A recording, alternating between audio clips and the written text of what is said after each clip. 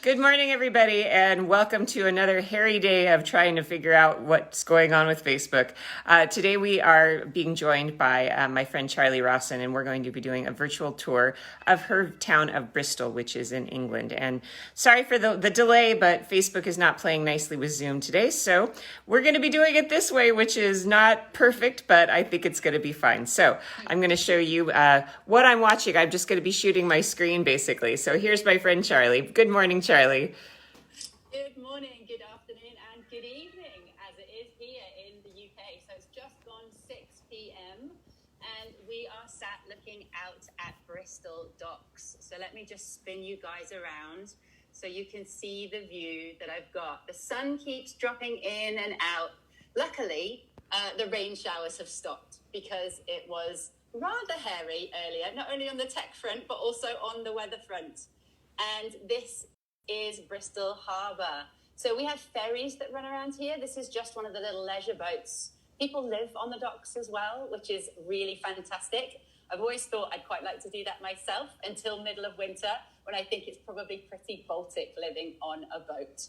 But we are just looking down towards the replica of the Matthew.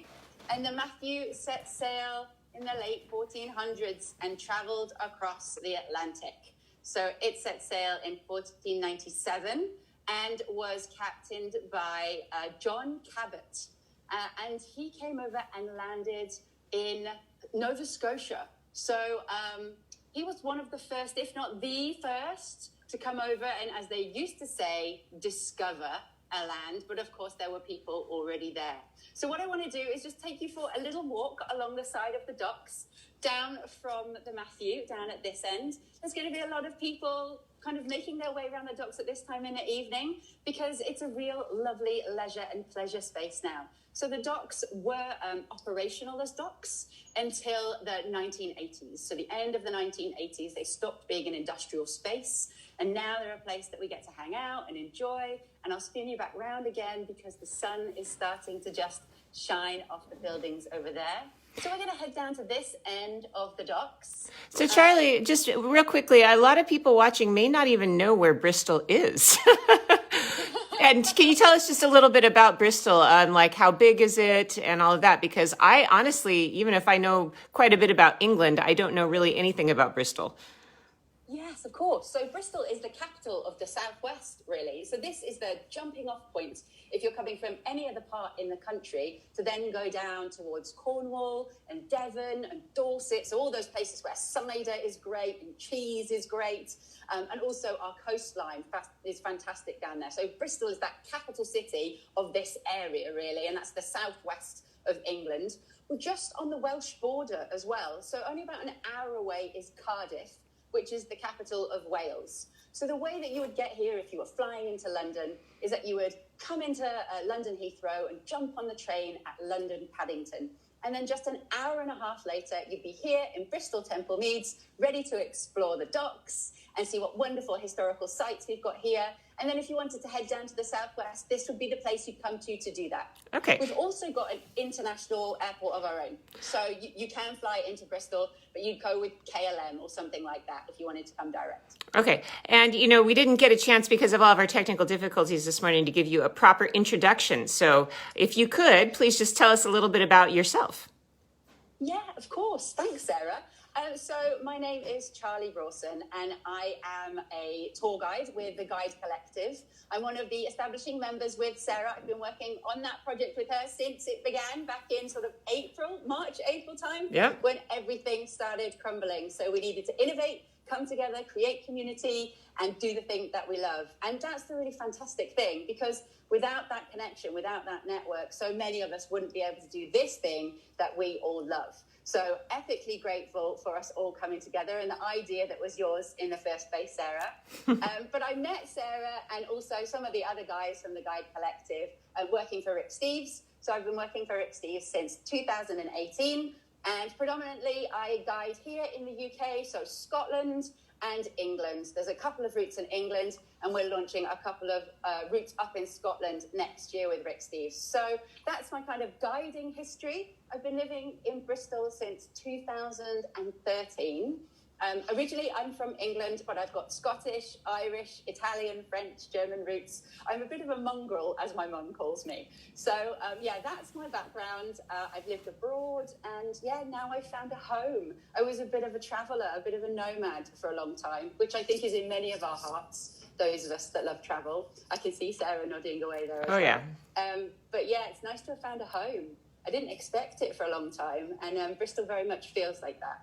It's because it's such a cosmopolitan and engaging and exciting city to be in. So that's why I feel very at home here. Great. All right. Well, take us for a walk. Fantastic. Well, the clouds are just coming back over, but let me spin you around and we will walk down. So as I was saying, the docks here, they stopped being industrial, so to speak, back in the 1980s.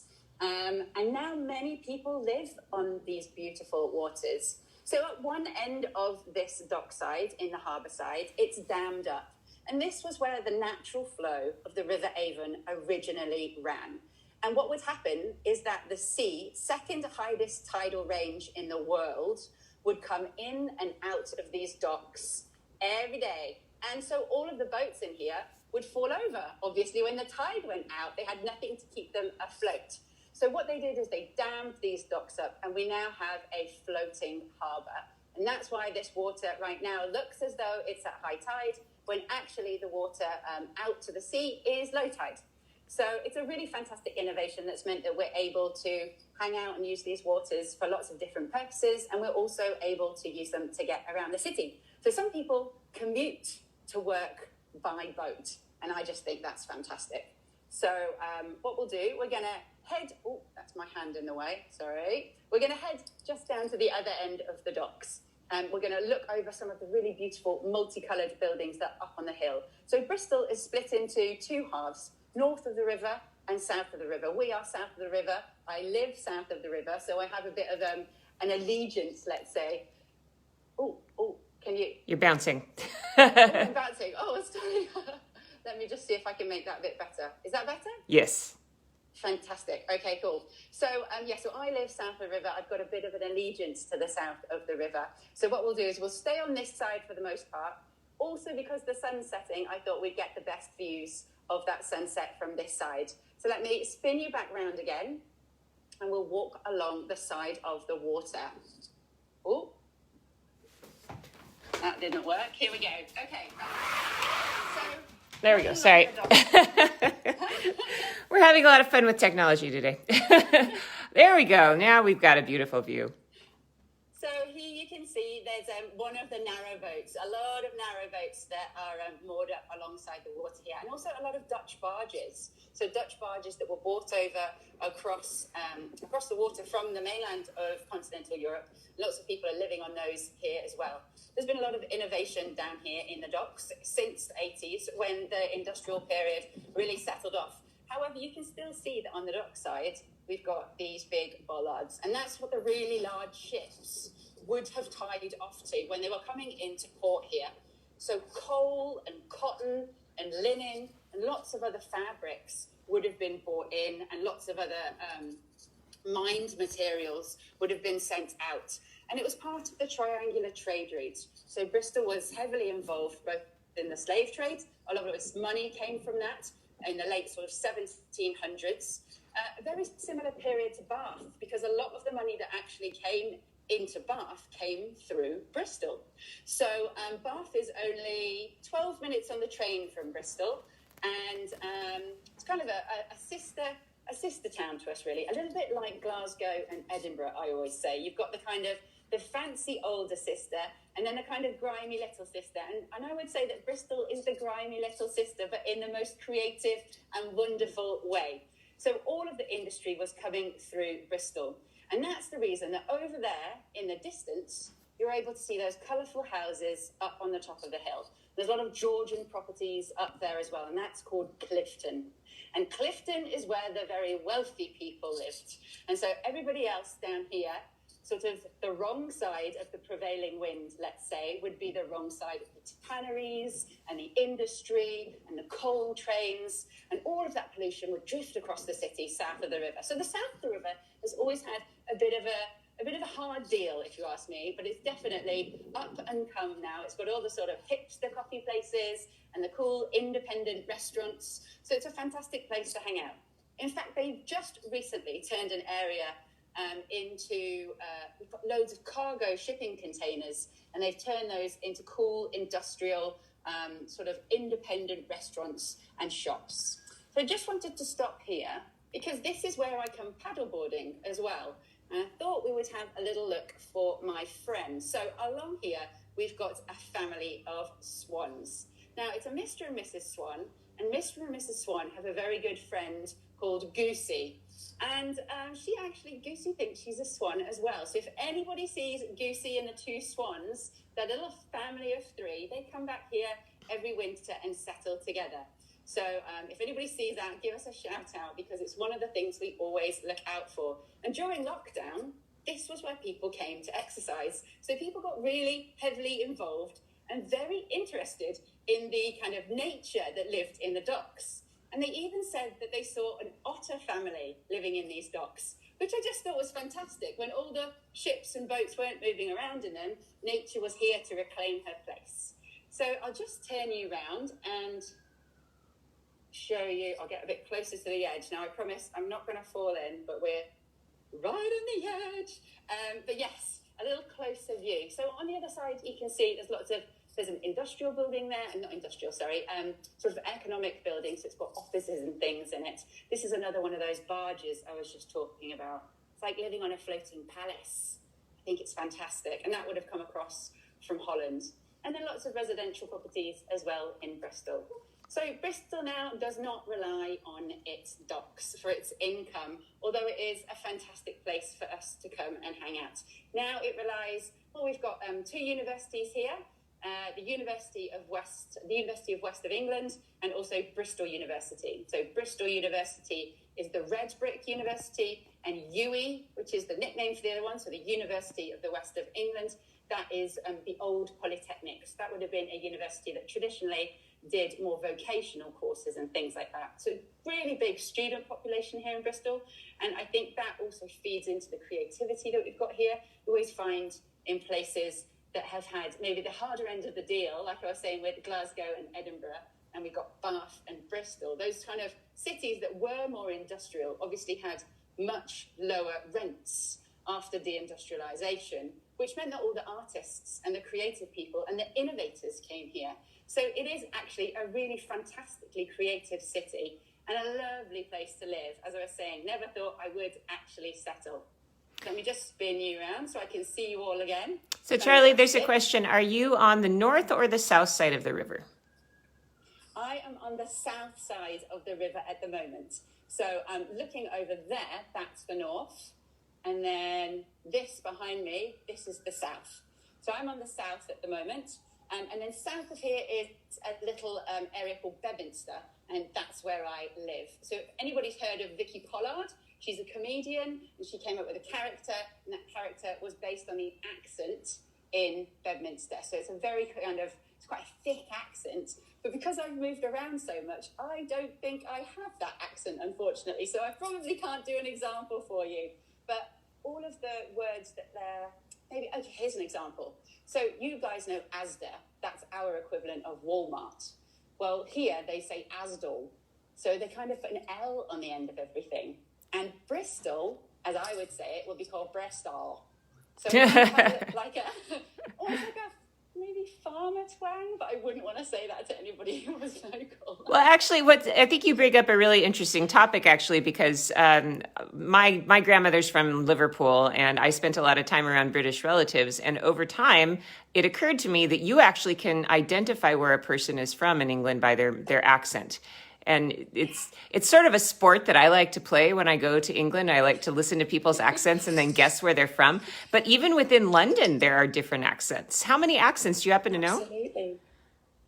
I don't know how many accents are in the whole of the country because there's so many small dialects and accents within very small regions. So I used to live up in Cumbria on the Scottish border. And of course there, because it's a border town, they're fervently defendant of their identity as well as their accent. And in fact, there was a very ancient dialect that was very well protected because of the hills in Cumbria, and they didn't have much intermingling with other communities, and so that ancient dialect was still known by people about 20, 30 years ago. Of course, now with the internet and everything, it's gone, and those generations who did have it originally now don't, because they're just not with us anymore, and that younger generation haven't had the interest in those accents and dialects. But wow. Yeah, my dad's from Yorkshire, so he has a very northern accent, or he doesn't have a very northern accent, but he could have a very northern accent, maybe when he's tired or if he has had a drink, perhaps. And the same with my mum. So she's from the south. She's from Swindon, which is just down the road from here, another kind of industrial town. And that's a very West Country accent, we would say. So that West Country accent is kind of that farmer drawl. So there are lots of different accents. And of course, we're close to the Welsh border as well. So there's a whole different language over there. And down in Cornwall, they've got a different language going on as well. So lots of variation. We've been invaded many times, so we have lots of different identities here. Yeah. All right, you guys, I just want to take a quick little, let's call it a commercial break here, that I just want to remind you what we're doing today. Today we are in Bristol with my friend Charlie Rawson, who is one of my collaborators and one of the founding members of the Guide Collective. And she is taking us on a walk through her hometown of Bristol. We've got a little funky tech situation here because Facebook is not playing nicely with Zoom today. But if you enjoy this walk today, if you'd like to give her a tip, you can go to PayPal, and her name is Charlie Rawson. So it's that's the email address. You can send it to Charlie Rawson, all one word, at PayPal. And also for those of you who are Patreon supporters, if you go to the Patreon website, you'll see that I left a message there with the link.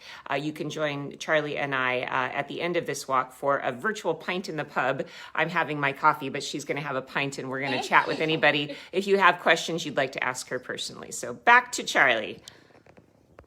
Okay, fantastic. Thanks very much, Sarah. That is fab. I'm just going to spin you guys around so you're able to see where we are now. So we're just a little bit further along the docks. And here we've got some super old boats that have been turned into cafes. So you can hire these boats as well. This one here actually has a booze cruise on it on quite a regular, well, normally it would, but of course with COVID, not so much. So this is the Tower Bell. And I'm going to call him my father-in-law, even though he's not technically my father-in-law, but it's the easiest way to explain who he is. He used to work on that back in the 70s and serve a pint of bitter for 30p. So that's about $1 for a pint of bitter, and that's an ale. So got lots of family connections in this area. And what we'll do is we'll head a little bit further along the docks here in Bristol. So Bristol is a Saxon settlement, and Bristol, the name itself, comes from Brigstow, which means place of the river crossing. So this is the River Avon, or at least it would have been originally, but then they put a man-made cut around the back of this area so that they could make the floating harbour, so that the tides didn't affect this water and that it could stay full all the time, as you can see here. So there is a cut of water that runs around the south side of Bristol, and it is called the Cut, and that's where the River Avon now goes. So we're going to head a little bit further along here to see the SS Great Britain. You'll see some pretty big pieces of ironwork along here, and this is one of our crowning gems. We are so grateful that the SS Great Britain has come back. So she was the first transatlantic cruise liner. In 1845, she left from Bristol and headed over to the United States. She was the first transatlantic cruise liner, so she was the first big ship that took people across the Atlantic for leisure and for pleasure and for excitement and for adventure, that thing that we all take for granted. And she's flying her beautiful flags up here as we make our way through these signposts, because this is actually the 50th anniversary of her being brought back from the Falklands. So she ran aground 50 years ago. She was brought back to Bristol and restored. So now it is a fantastic spot to be able to come and see. You're able to take tours and have meals on her, and it's a really glorious place to come and check out. So we will now... Oh, can you see me? Yes, you can. The technology today is really being challenging. So we're going to walk around the back of some of these old dockside buildings. As I was saying, a lot of these buildings have been turned into residential now. So we'll head round the back of here. In fact, here's one of the lifeboats that's from the SS Great Britain. So it's a really immersive experience. And they also have people who do reenactment. So when you come and see the SS Great Britain, you'll get to meet Isambard Kingdom Brunel. So Isambard Kingdom Brunel is the engineer who designed the SS Great Britain. And if you have seen any photographs of Bristol before, or you have a little Google afterwards, and you'll see the Clifton Suspension Bridge. So that is one of our famous landmarks. And Isambard Kingdom Brunel, he designed that as well. So he's a really important guy for us here in Bristol. But not just for us in Bristol, because if you were going to come to Bristol, you would probably be jumping on the train. And the train from London Paddington comes all the way through to Bristol and then heads off to Cardiff. And that line was designed and engineered also by Isambard Kingdom Brunel. So if it wasn't for him, we wouldn't have a glorious bridge across our gorge. We wouldn't have this fantastic ship which sailed across the ocean and took 2/3 of the time that it took. So it took 2 weeks to get across instead of 6 weeks, which is just incredible. I mean, if we think about flying over the ocean now, obviously that opened up so many opportunities to us. And we're really feeling that now. We're really feeling that we're missing it. But for people to have been given the opportunity to cross the Atlantic in 2 weeks instead of 6, I mean, it would have been absolutely revolutionary to the way that you perceived space and time and opportunities. So we have a lot to thank Isambard Kingdom Brunel for. And unfortunately, I can't show you the bridge today because it's just too far. We can't see everything in Bristol in one go. So you'll have to come and visit me at some point, and I'll take you to the Clifton Suspension Bridge another day. But what we're going to do is head round past the dry docks and explore some street art. So we have a very famous street artist from here in Bristol, and his name is Banksy. So some of you may have heard of Banksy, and he does all sorts of installations and very political work all over the world. So we're going to go and find a Banksy piece. How do you know that Banksy's from Bristol? I thought he was mysterious. Well, and the other day somebody suggested to me that maybe he's a she. So Could be. Absolutely. Yeah. So, I do. Well, I think everybody has a friend of a friend who knows him. So it's one of those situations. But so he's actually from Bedminster, which is where I live, which is in the south of the city. And there's lots of his work all over the city itself. But I just wanted to walk you round the back of the dry dock, because the dry dock, because we're in a docks, and of course they are glorious things for living on and having fun on, but they all still need to have their works done on them. So this is the area where they would all be bought to be fixed. So if you need to have the bottom of your boat fixed, all the engineering is still here. So there are a lot of boat works that still exist kind of in the background.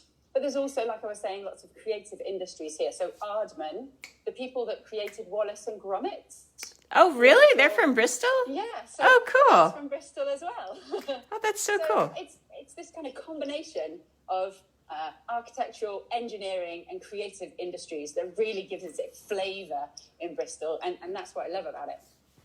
Wow, that's fantastic. So you've got Banksy, you've got Ardman. So what is it that makes Bristol such a hotbed of creativity? Well, I think it's because it was an industrial city, and because so many creatives tend to kind of oscillate towards those sorts of places because rents are lower. And I know it sounds like a really simple thing, but creative people kind of come to those places because you can get these sort of fantastic old industrial buildings. And like some of these are art studios, some of them are like rehearsal studios for bands. So I think having that sort of facility, I know parts of London that are in a very similar sort of state. You get all the kind of creatives there because the old industrial buildings. I mean, I've always wanted to live in a big old industrial kind of, you know, the big windows and the drafts and the floods and the no electric, but you've got this incredible light that comes through.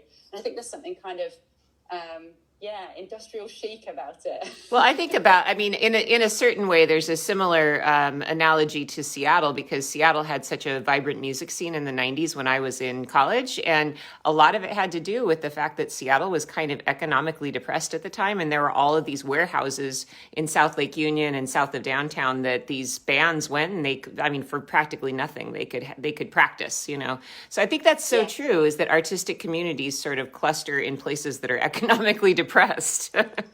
Yeah, and I think it's a way that eventually the areas, nearly dropped you then.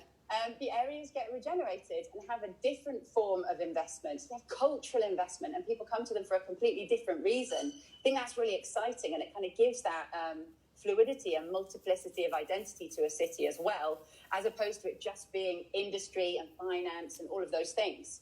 But we have arrived at our destination. Ooh, so let me turn you around. So excited. I love Banksy. So this Banksy, you'll probably recognize the original painting underneath, the girl with the pearl earring. And then since COVID, he has actually put a face mask on her as well. So this is one of the most famous ones in town. It's hidden down one of these industrial back streets. But yeah, this is a real, true-to-life Banksy. That's so cool. So before COVID, it didn't have that mask on it? No, it didn't. Oh, so wow. It was just her face underneath. And then since COVID, he put the mask on it. So he's pretty agile. I mean, he's pretty good, isn't he, at responding to situations as they change. And he gets around pretty well as well. Maybe he's more than one person, both female, male. Yeah, I don't know. Maybe we need to start a new rumor about who it is. Yeah, I think that I would bet you it's more than one person. Maybe it's a collaboration. But I was recently in Israel and I went to the Waldorf Hotel, which is his kind of masterpiece there. It's an actual hotel that runs. And I was blown away by it. It was so clever and it was so moving. I mean, if people haven't heard of Banksy before, I'll have to do a little video compilation on the Waldorf Hotel. But Banksy is really... that piece made me just love Banksy. I'm not going to call Banksy a him because you never know. Yeah, you never know. That's the thing. But it's really humbling, his work as well, her work, their work. It's really humbling. So not only is it, striking and eye-catching and political, but it also really makes you kind of reflect on the situation. And because the pieces are so timely, I think it's... he's a great commentator for today. So I certainly enjoy his work. And if anybody hasn't heard of her or his work before, then check out Banksy, Banksy. Yeah, that's so cool. So how many works from Banksy exist in Bristol? Oh, there's... the thing is, Sarah, it's quite sad because sometimes they disappear. So there was one that I used to walk past every day to work, and it's not because of the graffiti, it's not because of trespassing, it's because people want to take the pieces and sell them. It's really sad. So there was a piece just on a wall, and I walked past it one day to go to work, and the wall had been stolen. The wall? It's just completely bonkers. But so like the render on the wall had all been chipped off where he'd done his work. So... Wow. Yeah. So I can't tell you exactly how many there are because they change. But there is, I can do a Banksy tour if people wanted to come to Bristol and do a Banksy tour. And I've probably taken about 15 different sites for you to check out. So there's lots of them. They're north of the river and south of the river as well. I think that could be a really cool virtual tour, actually, to do a Banksy tour. Yeah. Absolutely. I could definitely do us one of those next time. They're quite spread out, so maybe I'll do it as a video so you don't have to wait the whole 4 hours. Yeah, no kidding. Wow, that's so cool. Now, I'm going to spin you around a sec because this is one of my favourite views in Bristol, and I was hoping, So this is one of the lived-in harbours, and these beautiful barges where people actually live, and they're so gorgeously kept. It's really hard to get a mooring here as well because these are all long-term residential moorings. And then in the background, you've got those multicoloured houses. So there's a number of places in Bristol where there are multicoloured houses that kind of flank the hillside. And this is one of them. So you've got Clifton over on the left. Not sure if you can make out right on the very left-hand side on the top of the hill. Real Georgian sort of terraced buildings. And then as you move over to the right-hand side, you get more Victorian terraces, and a lot of those are the ones that have been painted. And then down here, although they're stylistically colourful, some of these are very contemporary and have been built in the last 10 years. So the city is really booming, and nearly dropped you again. And it's a real fantastic view to have across here with all these incredible colours. And then just looking over past the dry dock to the right-hand side, up on the hill there, you can see Cabot Tower that's on the hill. I'm not sure if you're able, can you see that, Sarah? Yeah, I can. Uh-huh. Fantastic. So on the top of there are red lights, and that is because the height of that tower is over 500 feet. And you have to do that for any sort of fixed land object. And I know about these things because I'm a hot air balloon pilot in training. And some of you may have seen that when I was on Sarah's Adventure with Sarah takeover a couple of weeks ago when I did some hot air ballooning. So Bristol is the capital of hot air ballooning, certainly in the UK, I would say Europe, and it probably takes Albuquerque on for the world. But the reason I mention that is because on the top of Cabot Tower, you've got the flashing lights, because you need those so aircraft can see you. It's over 500 foot. But the red lights spell Bristol in Morse code. And that's a little insider secret that not very many people know here in Bristol. So the red flashing lights on the top of that tower spell Bristol. Wow, that's cool. So, yeah, it's cool, hey? It's just one of those little kind of things that you only know if you live here. So why is Bristol so famous for hot air balloons? Now that's a very good question. So there's a man called Don Cameron, and he's a Scot, hence by the surname, and he studied up at the University of Glasgow and is an aeronautical engineer. And then he travelled to America and was influenced and inspired by some people that were making hot air balloons over in the US. And this is back in the 60s. So he came over to the UK, was talking to his engineer friends and said, let's buy one. But because he's a canny Scot, he wasn't going to pay the money that they were asking. So he decided to make one himself. So Don Cameron and his aeronautical buddies decided to make the Bristol Bell. And she had her 50th anniversary 2 years ago. And she's the first modern hot air balloon. So that was built back in the late 60s. And then in 1971, he established a hot air balloon manufacturing company called Cameron Balloons. And they're still the biggest one in the world, and they're based here in Bristol. So it's another one of those kind of combinations of creativity and engineering based right here. So it's a joy, and my other half actually works for them. So that's how come I know quite a lot about the ballooning side of things. And my dad's also a hot air balloon pilot, so I very much got it in my blood, Sarah. I can't get away from it. Well, that used to be what you did before. You were a tour guide, right? You worked for them as well. Yeah, before I was a tour guide, I used to work in sales and events for Cameron Balloons, and then also run tours for them and exhibitions for them. So that's what I used to do here in Bristol before I had the opportunity to do my dream job. So now I'm really lucky. We just have to keep doing it digitally for now, and soon we'll be able to do it in person again. Yeah, absolutely. Wow. Well, my friend, this has been a fantastic walk through your beautiful hometown. If you could give us one more pan shot there, I'd love to see what you're looking at. Yeah, absolutely. I'll get those beautiful multicolored houses back in for you there. I'm sorry I couldn't hang on to the sun for a little bit longer. She was colorful earlier, but it's colorful now though. Wow. I think what a charming city. Bristol is just a city that I just don't know anything about. And I'm so impressed by how pretty it is. It's adorable. Oh, Sarah, yeah. You're so welcome to come. We can try and do some ballooning and some paddle boarding. We'll get it all in. Maybe come in the warmer months, so hey. Yeah, well, I think that would be important. So, well, everybody, I hope that you have enjoyed this wonderful visit with Charlie and just getting a sampling of her guiding. And Charlie, do you have any virtual tours coming up? Yeah, I do. I have a virtual tour of Scotland coming up tomorrow. So tomorrow at 10:30 Pacific or 1:30 in the afternoon Eastern time. So we'll be going to Scotland and checking out the Central Belt, the Highlands and Islands, and we will have a little wee dram of whiskey as well. So that's what I'll be doing next. And also, if you can't make tomorrow, it'll be on next Wednesday also, same time. So get in touch. I'd love to see you. Excellent. All right, everybody. So I hope you enjoyed our little virtual tour of Bristol this morning. For those of you who are Patreon supporters, if you would like to join us in about, how long is it going to take you, Charlie? 5 minutes or so to get to the pub? 5 minutes. Okay, so in about 5 minutes, we're going to reconvene all of those who are Patreon supporters. We're going to reconvene at a pub, and you can chat with Charlie, and we'll get to know Bristol a little bit more. If you're not a Patreon supporter, I would love to invite you to consider supporting my work. You can even $5 a month, that's all it could cost you. And we're going to have lots of really cool virtual events just for Patreon supporters going forward. I have a schedule coming out next week of all the events that'll be special just for Patreon supporters. So Patreon people, I'll see you shortly. And if you're not a Patreon member, you can go to patreon.com/Adventures with Sarah and check it out there. So thanks everybody for this weekend on Adventures with Sarah. We're going to be doing Cucina Quarantena, and I need to call my dad because there may be a Adventures with Sarah and her dad cooking adventure. We'll have to see. We'll see how many dad jokes we can get out of him. So be sure to join me Saturday and Sunday for lots of great cooking adventures. And then Monday, we'll be back to our regular scheduled programming. So we'll see you guys again soon. Ciao. Thanks for joining us.